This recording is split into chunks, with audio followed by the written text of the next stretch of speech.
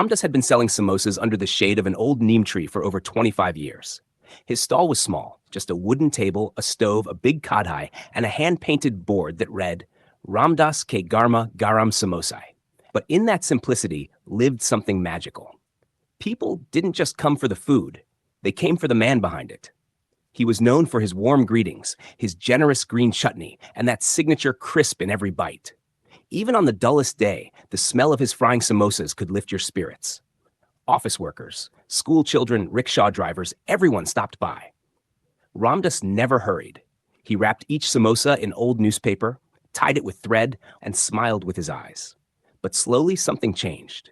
It began the day a shiny new fast food outlet opened just across the street, with clean glass doors, glowing signs, and boys in uniforms handing out leaflets saying, "Buy one, get one free."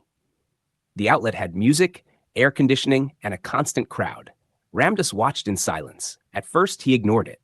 People like my taste. It's homemade, he told himself. But days passed. Some of his regular customers stopped coming. Others took their tea from him, but samosas from the outlet. That's when the voice in his head began. What if everyone stops coming? What if my samosas are too oily? What if I've grown old and my time is over?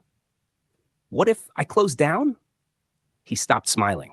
His hands that once folded samosas with joy now trembled with fear. He made fewer samosas each day, unsure if anyone would buy them. He spent more time watching the outlet than his own stove.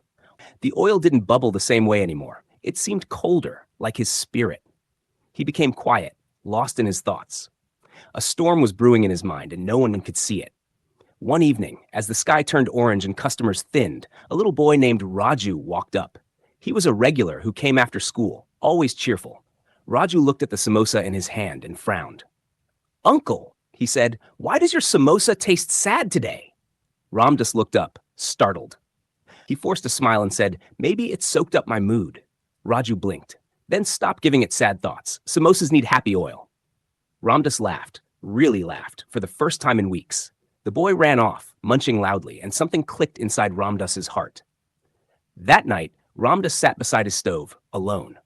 He watched the silent streets and whispered to himself, "I forgot why I started this. I didn't make samosas to compete. I made them to feed, to share warmth, to feel alive."